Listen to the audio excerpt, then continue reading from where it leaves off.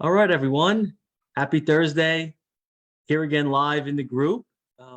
And we have a special guest here, Thane Isaacs, and you know, ton of experience within the green industry, and he's kind of turned that into, um, really some, you know, some services and coaching, and he's always looking to help people within the industry, and he was kind enough to join us today as well. Thank you for Oh, being on here. I'm so honored to be with the two of you. Just as to let everyone know, since you guys have been taking over doing the work for my books, my tax accountant is like, oh, this is perfect. I don't have to ask for anything. So just want to appreciate that. I'm not the best at my finances. I mentioned earlier is we all have our weaknesses, but that's it's great to have someone who, once I turn it in, it's all good. So I don't have to say, I don't know. It's all good. So I appreciate what you all do for the industry, trying to help people better manage what they need to be able to be in business. So what the two of you do with Cycle CPA, I believe, is something the industry needs, someone who's specifically focused in that area. And you're doing what I'm trying to do. You're trying to elevate and educate in the industry. And that's all I try to do. Thank you, Thane. Yeah, no, we appreciate that. And I guess when it comes to and I know we had you in the group before, but if you can just, I mean, kind of before we get into things, just kind of, give us a little background. Sure. Well, I've been in the green industry professionally since I was 15. It is back in the day when I actually ran an operation. My team liked to say, yeah, he's got a quarter century of experience, making fun of me like I'm really old. And it's like, I don't, that's awesome, because I love what I do. So and it's even been longer now. So I've been in the industry a long time. I try not to throw my ego around a lot, but one of the big things we were able to do was I actually ran the first operation in the history of Valley Crest to make money in its first year. And it wasn't because of me, it's because of the team I had around me. It was because of the relationships I'd built for so long in Memphis. And when I went and did that startup operation there for them, the relationships are what carried me through, not me. It was everybody around me, everybody supported me. And that's something we all have to keep in mind. People don't do business with businesses, they do business with people. I learned that way back then. But having Bert Sperber actually hand you a $7,500 check for only making $2,400, I didn't know why. And my boss said, well, nobody's ever done this before. So, and Bert said, nobody can tell me it can't be done now. And I was like, wow, that's really cool. The big thing was it was supposed to be a $58,000 loss. So it's a $62,000 swing. So the $7,500 is justified to some degree. But in the first year of business, they were always used to losing pretty big. So that was a really big thing that I loved. And as I moved on and I decided Valley Crest was great, but I wanted to move my family up to Vermont. There's no Valley Crest up here. So we did. And I came and worked for another company. And they didn't really want to grow. So I decided to move away. I went and became a franchise advisor for US Lawns for a couple of years. I had about 38 operations I advised to. And I realized that that's what I love to do, but I didn't want to do it under anybody's yoke. I didn't want to do it under anybody's. I believe completely in autonomy, not just for me, but for the people I advise to. And I don't believe that they should have to, people don't do business in Little Rock, Arkansas, the way they do it on Long Island, New York. They're just different ways of doing business. So you can't do that. So I felt like I wanted to go out and do that on my own. And I did. And I was really about the processes and systems. And I was about doing the operational stuff. And then I became a John Maxwell certified coach. I invested in that. It was great. And I realized that what I really needed to be focusing on were the people in the business. Because it didn't matter what systems and processes we had in place. If the people weren't engaged, if they weren't buying into what needed to happen, if they weren't feeling like they were a part of the business, I don't care what you have. There's two kinds of employees in the world, those that have to be there and that want to be. And I want the ones that want to be there. And I'll show you something real quick. I talk about my time at Valley Crest. Well, this is the scrapbook they made me before I left, okay? And I was there for 5 years. And they called it the house that Thane built. It wasn't the house that Thane built. It was a house we all built together. I was crying like a baby driving up the road to Vermont after they gave that to me. But it shows about the relationships we build. That's what that was about. And if we can't build those strong relationships, it's not going to be sustainable. And what I learned was we either are relational or transactional. We all have to make transactions. Again, as we said before the show, money is like oxygen. When you need it, there's no substitute. But if that's all you're after, it's not going to be sustainable. We have to build those long-term relationships. And I learned that way back then. And that's what I've built my business around now is people. When you come to one of the retreats we do, the first thing when you walk in the door, people, Adam was not ready for this, but when you come in the door, I'm going to give you a hug. I don't care who you are while you're there. You're getting a big hug from me. I'm going to hug you very, very, very firmly and let you know that this is going to be one of the best weeks of your life. And it just changes everything for everybody. So, but that's what it's about to me. It's about these relationships. We all need to make money to survive, but that's not what we need to focus on. If we focus on the right things, that will come. So that's how I become where I am today. I'm actually was on a podcast last night. I'm doing this one tonight, and I'm feeling like, wow, this is really cool. This is my life. This is what I'm getting to do. I'm getting to spend time with quality people like you, sharing information with your audience, and hopefully bringing a little bit of value to people. That's my life, man. That's my life. You know, I live in the Green Mountain Forest. I mean, I live where I desired to live when I was 4 years old. I'm living there now. People save up all year to spend a week here, their whole life to retire here, and I live here every day of my life. Yeah, no, Pretty cool. No, and I think one thing from your story there, Thane, I think that kind of stuck out was personal development, and really how that's kind of the foundation, of doing things in someone's life, but also within business as well. What are some of your thoughts on personal development and maybe how it connects to business? Sure. Well, but first of all, one of the things I came up with a long time ago was that businesses don't grow, they're inorganic. People in a business grow. And if your people have the same information in them today that they had 5 years ago, I guarantee you your business isn't moving as much as it could. And when we're investing in people, we get a return on that investment. First of all, when I invest in you, you're going to feel like you're valued. If it's something you desire to do, if I'm not just forcing you to do something that you have no desire to do, if it's something along your career path that I've painted a career ladder for you, not just giving you a job, and I'm helping you develop in those areas, now I feel you have value. Guess what? You feel valued. When you feel valued, you're going to do work of more value. When you do work of more value, it's going to be more efficient. It's going to be more profitable. You're going to have more passion. There's going to be more growth there. When you're doing work that you're feeling like it's forced down your throat, are you really going to put your all into it? No. So anytime you invest in people, whether it's coming, and investment doesn't even have to be money. Okay. I don't want to get caught up in all this, but investment can be coming up to someone and say, hey, I'm going to spend time mentoring you and helping you be better at what you do.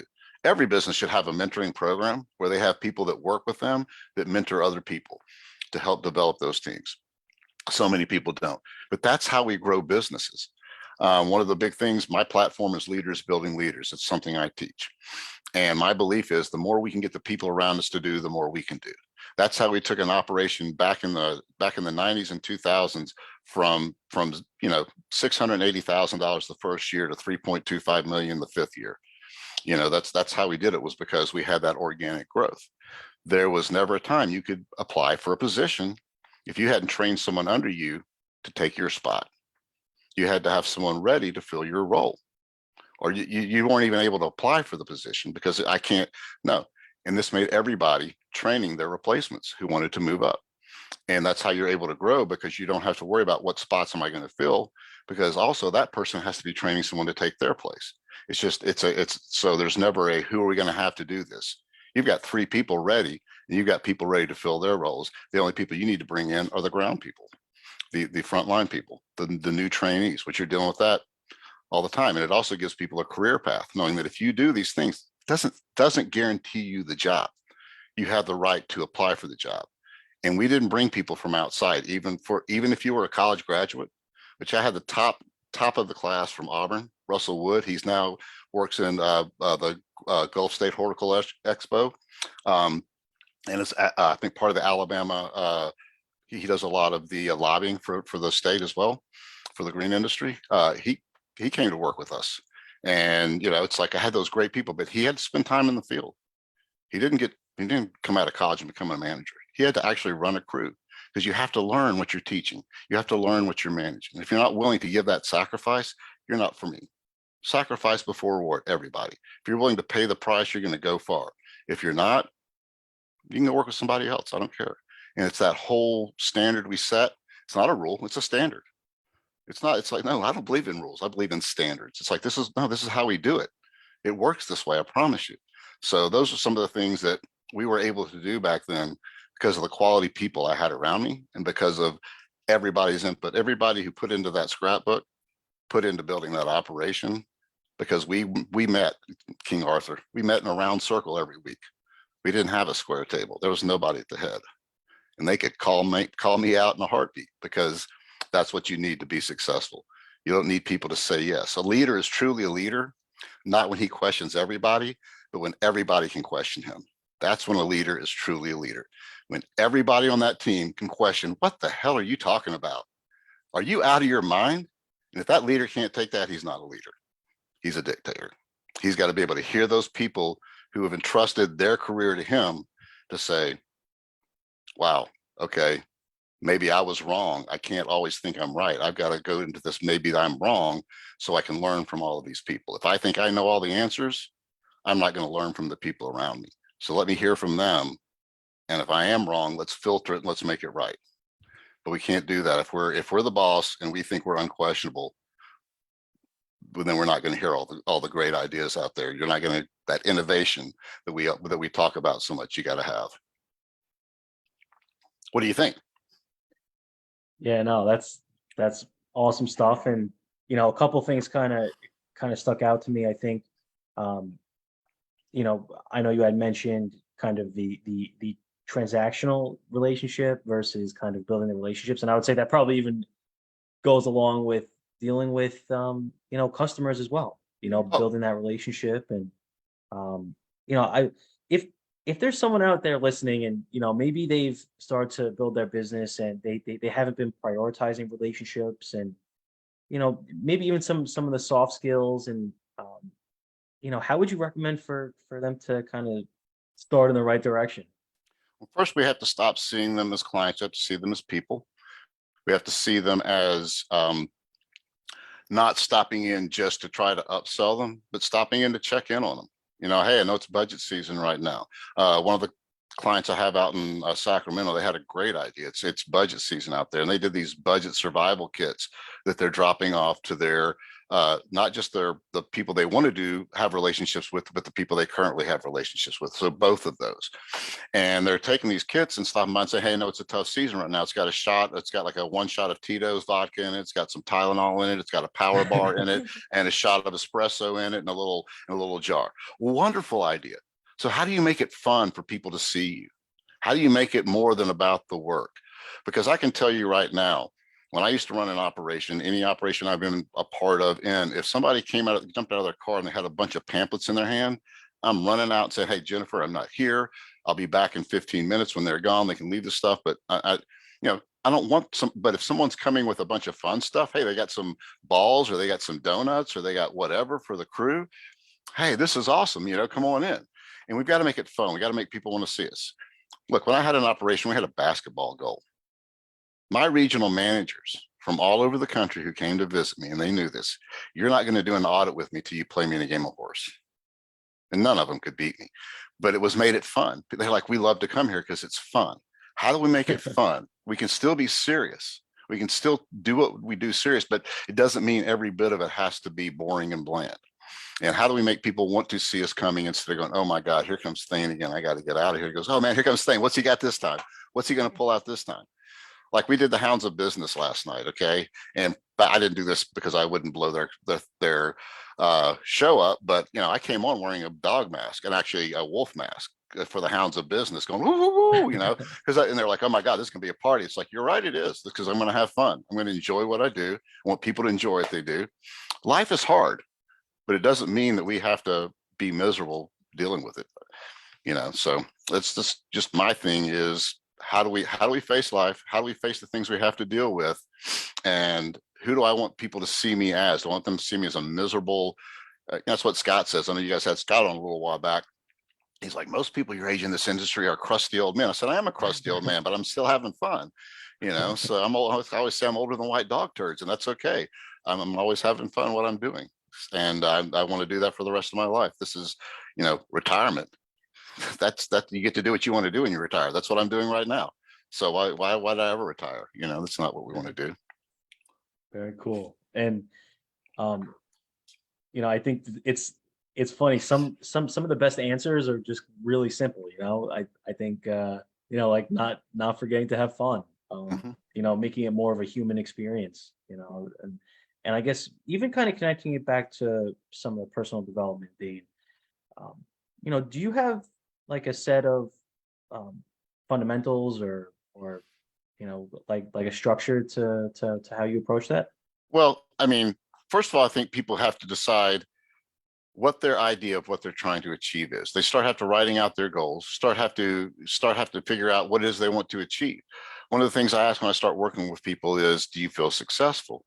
Well, I'm not really sure. I said, well, have you ever defined what success is for you? Well, no, I haven't. Well, how do you know if you can feel successful if you haven't even defined what that success is? Is success making all this money, or is it having time with your family? Is it being healthy? What is your idea of success? All these things, having what that is. If you don't even have that defined, you're always going to be confused. So find out what that is. Now let's start making a plan to how do we achieve those things. Let's start making an intentional growth plan. Don't read 20 books a year. Read 3 books a year about finances to help you in that area, Thane. Read 4 books about organization to help you in that area. You know, read books that are going to help you in your actual growth plan to help you achieve more. Not, I mean, believe me, I read science fiction. I read all kinds of stuff, but I also read things that are along my leadership growth plan. Finding some John Maxwell to read, finding some Zig Ziglar to read, whatever it is that you can do to help develop yourself. Then I'm going to actually start finding people who, if you're on this plan, which is how I started, finding people who do what you want to do, watching them on video, watching their watching their YouTube videos, their Facebook stuff, and seeing how they do what they do. Not so I can copy them, but so that I can emulate it. I don't want to know what they're talking about. I want to know how they're connecting with people, because it's never about me. It's about everybody I'm talking to. You know, so many people tell me that I work with say, well, I'm afraid of public speaking. How do you do it? I'm like, well, what are you afraid of? And they say, well, I'm afraid of this, that, and the other. And I say, so you're afraid of what people are thinking? Yeah, that's it. I'm afraid of what people think. I said, no, you're not. You're afraid of what you think they're thinking, because you have no idea what people are thinking. You're putting those thoughts in your head. You're telling yourself these fears. Truth is 95% of those people out there are afraid of, and all of you, because they're afraid of the same thing you are. They don't want to do that. The other 5%, what do you care? It's 5%. And it's like, it's these awarenesses we have to have of things. So it's like, what are you telling yourself that's not a truth? What are you telling yourself that is not a fact, that's just a belief? And again, you could tell me what you're thinking and you still wouldn't be telling me what you're thinking. And so again, we put so many thoughts into our heads that prevent us from doing these things. And I like to help people grow from that as well, by getting them to understand they're their most influential person in their life. So they've got to start telling themselves the right thing. So that's another thing we talk about is self-talk. Self-talk is so important. You're the person you've been with your whole life. You'll never be away from you. The things you tell yourself are the things you're going to believe in. As Dr. Joyce Brothers said, you cannot consistently perform in a manner inconsistent with the way you see yourself. You cannot consistently perform in a manner inconsistent with the way you see yourself. How you see yourself is so important. If Carla saw herself as somebody who is incompetent, would she be as competent as she is? If she's like, I can't do this. Hell no, she's a badass. She's going to go out and ninja your books like crazy. Okay. You know, so again, you know, this is what we tell ourselves becomes our reality. It is so true. And that's why when I wake up in the morning, the first thing I do is I'm so grateful. I wake up next to my best friend every day. You know, she and I've been married for so long, and we're in our 30th year together. And I still look at her as my best friend. I'm grateful for that every day that I get to do that. And then I'm there with my dogs. How can I not be happy? I'm in the Green Mountain Forest with my 2 girls. The boy doesn't like anybody. He's a rescue. He's a rescue. He's traumatized. But the two girls and I just get in the floor. We roll around. It's like, how can I not be happy for the rest of the day? I've got problems. I've got all kinds of issues. Doesn't matter. It's like I'm going to face it with a better attitude. If I have a negative attitude, I'm going to face. I've never fixed anything in a negative state of mind. I may have created some things like songs, music, poetry, things like that, but I've never solved any of my problems in a negative state of mind. So I've got to stay as positive I can, no matter what issues I have before me. It's hard. It's not easy, but it is the one thing I can control. I can control my thoughts, which lead to my emotions. And it's not easy, but that is where personal growth, these are the things we have to focus on with personal growth, is what are we telling ourselves? What reality are we creating? And what are we going to do to change it if we want it better? Start telling ourselves better things and start asking ourselves better questions. I mean, I would have never done the retreats if I had never said, hey, we have this beach house. How much can I use it? How else can I make this a great thing? And, the family is so glad because my wife's grandfather started, he wanted a legacy there. And our last time we went was building your legacy. And I was letting all these people know that it's like, you guys are building your legacy here, but it's also keeping the legacy of Barton Betts alive, who built this house back in 1956, and we're still here keeping that legacy going. And that to me is just beautiful. It's how all this stuff works together and makes people inspired. Very cool. No, that's an awesome mindset. And, one of the things you had mentioned, and I think it kind of tied into, people kind of setting limitations for themselves. I know you had mentioned, public speaking for some people, but I think, things that Carla and I see as well are, people maybe being afraid to approach someone, with maybe it's a larger property than they're used to, or maybe, they don't want to ask the customer for a price increase, with inflation happening, or, they feel like they can't charge a certain amount, because, maybe they don't have as much experience as others. Do you see, stuff like that with people setting those limitations? Yeah. And again, I'm not trying to promote this too much, but our next retreat in November is, and we're almost sold out anyway, so is no boxes. The limitations we have, there's no boxes. Okay. This is Bruce Carnahan, guy who's mentored me forever, British guy. He and I have this belief that it's like, don't think outside the box. There is no box when it's like, no, let's get that out of there. All right. I'm going to show you something, my friends. Okay.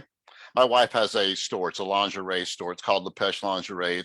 It's really about helping women see the beauty within them. It's not about the lingerie making them beautiful. It's about them making the lingerie beautiful. She's really about all kinds of body types. But anyway, she has people who come 4 hours to pay $200 to her for a bra. Okay. She has people coming from where you live to where we live just to buy bras from her. So this is a t-shirt. Okay. This is a t-shirt. It's just a t-shirt. These sell for $35 and she can't keep them in stock. It's just a t-shirt. I don't buy these. I do landscape work for her. I plant her beds and stuff. And so I get these for free. I would never pay that. I get the Hanes 7-pack, that's what I buy. But she sells those and she can't keep them in stock for $35. I actually gave one of those to one of my customers. And I said, what you need to do is figure out how to create with your landscaping company the $35 t-shirt. You've got to figure out, it's not about the t-shirt. It's about the experience. It's about how you're making people feel. It's about what they're getting, that value, that quality. I mean, you can buy a Mercedes Benz or you can buy a Le Car, whatever you want to do. And there are markets for both of those. How do you market to that? You have to have it. You have to have those higher standards. I know I've been there where it's like, yeah, it's going to be 10% more, but that's because you want what we have. You have what you have because you're not paying that. So if you want your property to look like this, that is what it costs. It's being confident, but it's being confident, but more than that, it's being confident in what you have, what your ability is. As we were talking last night on the Hounds of Business, that this whole thing, when you're able to actually say no to customers, it's like, no, we're not a good fit. That's when you can actually do and be who you want to be, or say, if you need this, this is what it's going to cost, and not batting an eye. You know, I mean, I am not there anymore, but used to be where when I was working with people, it's like, you know, it was so before pre-COVID, it was so there was so much going on. It's like, yep, this is what I need. Well, that's what it's going to be. Well, why is it that? It's like, because that's what it takes, you know. It's not as lucrative now, but back then it was not even batting an eye. And you know, it's still not batting an eye, but it's like I also don't have the expenses I used to have. I'm not traveling like I used to. It's like I had used to have to pay for a hotel all week, or I had to pay for renting an apartment all week. I don't do that anymore. But you know, that's the way that was. You know, and you need to have that confidence where it's like, no, this is what I'm worth. This is what I'm worth. I mean, I know you both know what you're worth, right? Absolutely. And that's where you see your value. And sometimes that's where people need my help because they don't see the value they bring. I mean, I work with people who own multi-million-dollar businesses who tell me, well, I don't really know that I'm doing anything of value within the business. So, well, first of all, you're providing opportunity for all the people who work there, and you're creating career opportunities for them to grow. That's the first thing you're doing. But, you know, I start them to, what I do with that is I say, I want you to start a journal. I want you to start journaling everything you do every day for the business. So at the end of the day, you can look back and see, because I guarantee you're doing things you don't even realize you're doing because you get so busy. You bring back, but it's just amazing to me that someone who owns a $5 million, $6 million company is like, I don't see me bringing any value. It's just like, okay, but it's there. And again, once they can see that, now they feel better and they can do more. Their team feels it. I mean, I've talked to the team members of companies I work with and like, oh man, you can see, yeah, he's got more confidence. He's doing this, he's doing that. So, and that feels great. That's the thing I love is that it's like, it's making things work. It's making things better. Yeah, absolutely. And we have Morgan just saying hello. Hi, Morgan. Hi, Morgan. We have a question, Thane, as well. Excellent. Hi, Thane. Do you offer a mentor program? What is it that you specialize in? I specialize in personal growth and development. I work with most people in the green industry. There are a couple of people I work with who aren't in the green industry. But I'm trying to help people achieve what they never thought possible by means they never dreamt of, if that makes sense. To give you a couple of examples, if you want examples, my daughter is learning challenged and was told that they would never get into college, and they are finished their first year at Lesley College, which is right next to Harvard, and actually finished the year at a choir presentation with Harvard professors. So don't say what you can't do. Another one was my son. Growing up, wanted to be, when he was 9 years old, wanted to be a professional freestyle scooter rider. Back then, no one got paid to do that. And at this point, he's been to Barcelona, he's been to East Berlin, he's been all over the world riding his scooter and getting paid to do it. And now he actually has left that profession and gone in to be a filmer for ride snowboards. But he did this until about 3 years ago. And he did something that when he wanted to start doing it, didn't even exist as a profession. So anybody who says they can't do something or aren't able to do it, that's what I try to help them do. And I've done it with my children. I've done it with other people because, again, what you tell yourself is what's possible. As What do Henry, you see as like the top mental blocks that people face? they don't have belief in themselves. They think, one of my things I ask people is, were you created by our creator? I don't like to say God because some people believe differently, but you know, that's what I mean. It's like, do you believe yes. Okay. Do you believe he creates garbage? Do you believe he creates anything less than wonderful? Why do you see all this greatness in everyone around you? Yeah. Why do you not see it in yourself? We'll look at the sunrise. We'll look at the stars. Look at the birds, the rivers, all this, and see all the beauty, and we will pass right by the most amazing thing, which is ourselves. And we are all amazing, but people don't see that in themselves. I love myself. I have an exercise that people cannot stand, but I will turn off my screen and when I'm working with them and they have to look at me, but they're actually looking at themselves. They're like, because they're the only person to look at it. And they have to tell me for about 5 minutes things they love about themselves. Do you know how many people can't even start? Some people, I've had one person who really did it well. It was incredible. A couple of people who did pretty good, but most people can't even start. It's like, why not? You love these people around you, but you don't deserve that same for yourself. So that's, to me, the biggest thing is that not seeing the greatness we have inside of us. That's awesome. Yeah. And, I think as you're kind of, discussing a lot of this, I think a lot of it, from the perspective of, being a business owner, I, as many that are listening or, in the group know, it definitely adds, a lot more, potential risks and, maybe problems that you may encounter, with things coming up. And, I think personal development is, huge in order to kind of get through some of the valleys of that journey there. So this is awesome stuff, Thane. And then for as for people that would like to reach out to you, Thane, what's the best way for them to do so? Well, I only do LinkedIn for social media because my big issue is if I get on a site, I get kind of sucked in. So if anybody wants to reach out to me, they can find me on LinkedIn. I am the only Thane Isaacs on there. If you really want to get a hold of me, give me a call. I promise I will pick up the phone. We'll talk 802-770-4061 because you can look at my profile. You can look at this, but until we talk, you'll really never know who I am. And, it's like, that's who I am. I love to talk to people. As you can tell, I enjoy talking. Some people say I can't stop, and that's okay. But again, that's a great way. You can also reach out to me at my horrible email address, innovations.tomorrow@gmail.com. My wife hates it. She's like, why did you have to make such a it's like, it's not that difficult, but that's my email address. But again, I'm usually lurking on LinkedIn a couple of times a day, 3 or 4 times a day. And if you want to give me a call, we will definitely talk. If I don't pick up, leave a message and I will get back to you. I promise. I've never been in a spot where I wouldn't give somebody a call back.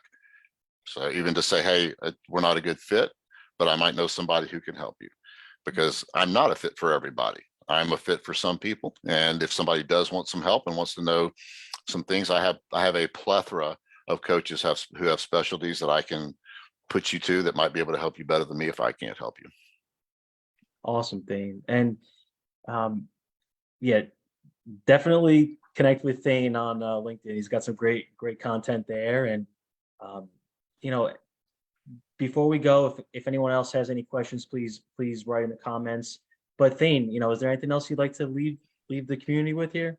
Well, I just ask everyone to understand that with leadership, if that's something you want to improve on, it's something we carry everywhere. Start it at home. Start making sure you're doing and being the best father, the best husband, the best brother, whatever you can be at home. Carry that into work, carry it in the community, and try to be there to lift others up. Because as I said earlier, leader does not question everybody. He lets everyone question him. But the big thing about a leader is someone who's trying to lead others. It's not about when you leave the room and you're like, oh wow, that guy's incredible. It's leaving the room and them feeling like they're incredible. The people around them, the people that you're leading, need to feel incredible, because that's what you're trying to do. You're trying to rise and lift them up. You're trying to help them do things they've never thought possible, just like I try to help people do that. And you can only do that by making them feel better about themselves, not making them feel better about you. So remember those things, please, as you go through trying to influence your people, because that's what leadership is to influence people to do things they never thought possible by means they never dreamt that they had within them. So if we can do those things, we can all make the world a better place together. Awesome. No, Thank you. that's some great stuff. And I've been taking notes here myself, and we appreciate you hopping on here. I'm so glad. I'm honored, actually.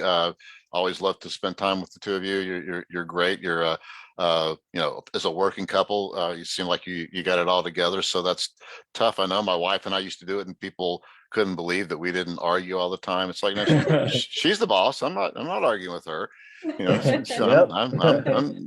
know better. But no, we worked well together. We still do when we do stuff. So it's pretty incredible to see that in the two of you.